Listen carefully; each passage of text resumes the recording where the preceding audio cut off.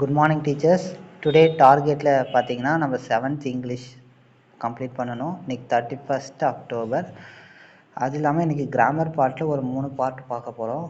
ஒன்று question take, ரெண்டாவது syllabification, மூணாவது சென்டென்ஸ் பேட்டர்ன். இது மூணுத்தையும் நம்ம பார்க்கலாம்.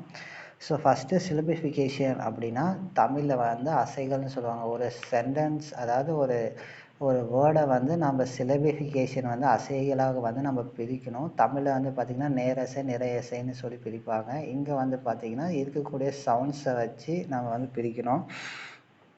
ஸோ இதில் பார்த்திங்கன்னா ஃபஸ்ட்டு சிலபிஃபிகேஷனை பார்த்தோம்னா, ஒவ்வொரு அசையிலும் அவசியம் ஒரு உயிர் வழி வர வேண்டும், வவல் சவுண்ட் கண்டிப்பாக இருக்கணும் அப்படின்னு சொல்கிறாங்க. ஸோ வவல்ஸ் நமக்கு தெரியும், ஏஇ ஐஓயு. ஸோ இதுதான் வந்து பார்த்திங்கன்னா வவல்ஸு. இதில் கொடுத்துருக்காங்க பாருங்கள். ஃபஸ்ட்டு பாயிண்ட்டு, பெரும்பாலும் ஏஇ ஐஓயு என்ற வவல் எழுத்துக்கள் எத்தனை முறை தனித்தனியாக வந்துள்ளதோ அதை கொண்டு ஒரு வார்த்தையில் எத்தனை சிலபல்கள் இருக்கும் என்பதை அறியலாம்.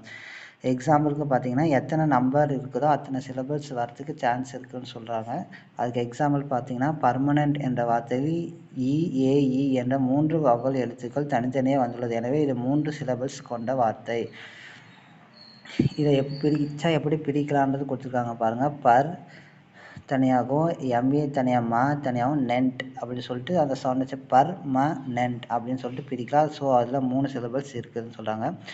ஒரே வார்த்தையில், அடுத்த செகண்ட் பாயிண்ட்டு, ஒரே வார்த்தையில் 2 வவல் எழுத்துக்கள் சேர்ந்து வந்தால் அவை டிப்தாங்ஸ் என்று அழைக்கலாம். எடுத்துக்காட்டுக்கு பார்த்திங்கன்னா தொடர் கண்டினியூவாக 2 வவல்ஸ் லெட்டர்ஸ் வந்துச்சுன்னா அதை வந்து டிப்தாங் அப்படின்னு சொல்கிறாங்க.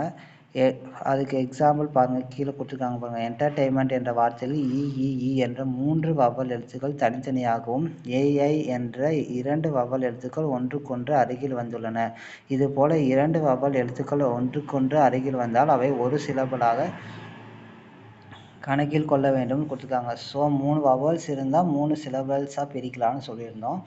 அப்படி பார்த்திங்கன்னா கண்டினியூவாக தொடர்ந்து 2 சிலபல்ஸ் இருந்துச்சுன்னா அதை 2ஆக பிரிக்க முடியாது. 2 சேர்த்து ஒரு சிலபலாக தான் நம்ம என்ன பண்ணணும், கன்சிடர் பண்ணணும்னு சொல்லியிருக்காங்க. எக்ஸாம்பிளுக்கு பாருங்கள், என்டர்டெயின்மெண்ட் அப்படின்றதுல என்டர்டெயின்ன்றதை டிஏ தனியாக ஐஎன் தனியாக பிரிக்கக்கூடாது. 2 வவல்ஸ் இருக்கிறதுனா 2ஆக பிரிக்க முடியாது. ஏ 2 சேர்த்து ஒன்றா பிரிக்கணும்னு சொல்கிறாங்க. என்டர்டெயின்மெண்ட் அப்படின்னு பிரிக்கலாம்.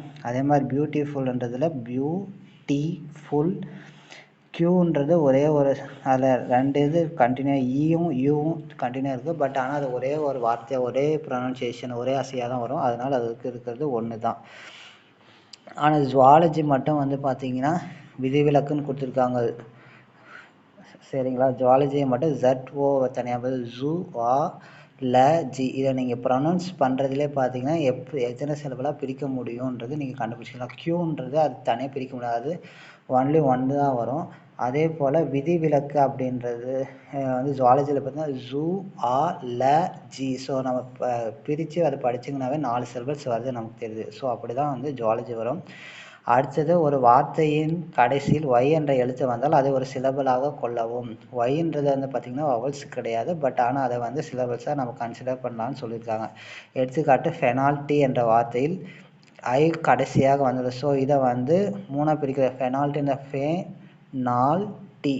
ஸோ பிரிச்சுங்க, வாய்ஸ் அப்படி தான் பிரிக்க முடியும். பே நால் டி, இதை வந்து அதுதான் பிரிச்சுங்கன்னா 2 வவல்ஸ் இருக்குது. ஒய்யை தனியாக சேர்க்கறதுனால அது ஒரு 3ஆவது வவலாக பிரியறதுனால ஃபெனால்ட்டின்றது 3 சிலபல் கொண்ட வார்த்தை. அடுத்தது, ஒரு வார்த்தையில் கடைசியில் வரும் இ சைலண்டாக இருப்பதால் அதனை ஒரு சிலபலாக கருதக்கூடாது.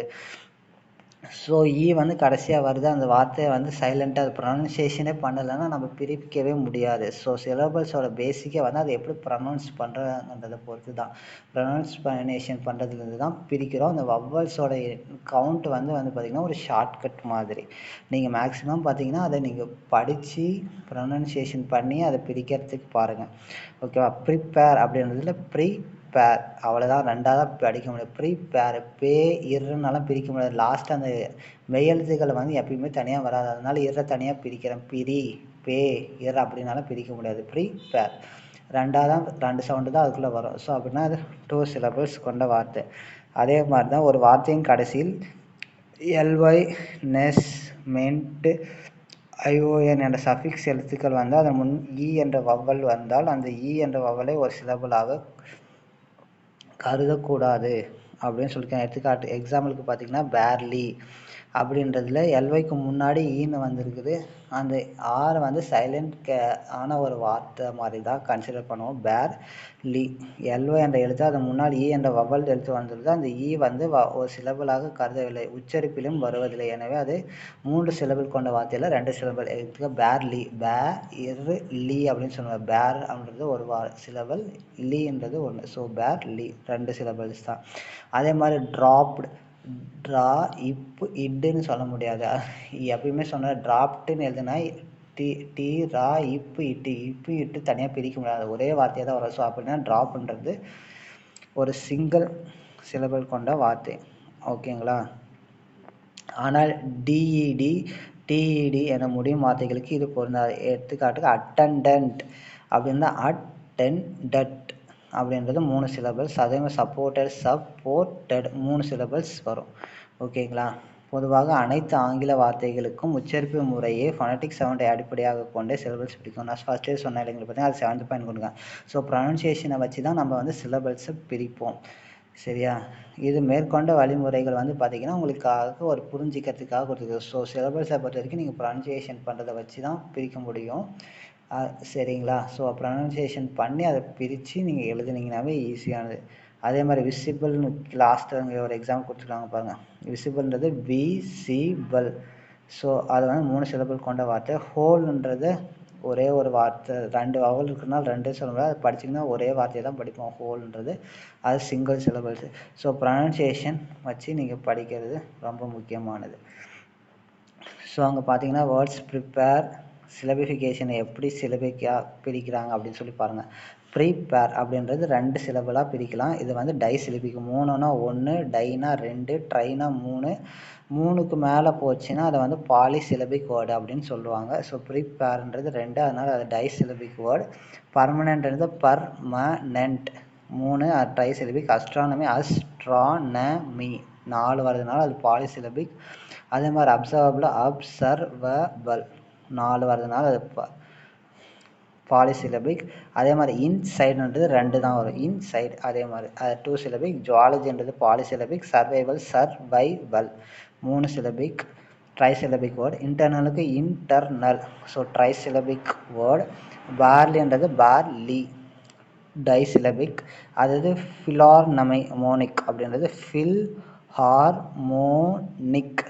அப்படின்னு பிரிக்கணும். ஸோ 4 வரதுனால இது பாலிசிலபிக். சர்வைவல்ன்றது சர்வைவல். ஸோ இதுதான் சிலபிஃபிகேஷன். இது கம்பல்சரி ஒரு கொஷின் கேட்குறாங்க. இது ரொம்ப ஈஸியான டாபிக், இதை மிஸ் பண்ணாதீங்க. ப்ரொனன்சியேஷன் பண்ணி நீங்கள் பிரிங்க, அப்படி இல்லைன்னா தமிழில் எழுதி பிரிங்க.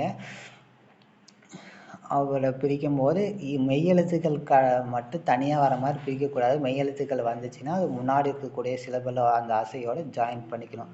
ஸோ சிலபிஃபிகேஷன் அவ்வளோதான் கம்ப்ளீட். அடுத்தது கொஷின் டேகும் சென்டென்ஸ் பட்டனும் நம்ம பின்னாடி பார்க்கலாம்.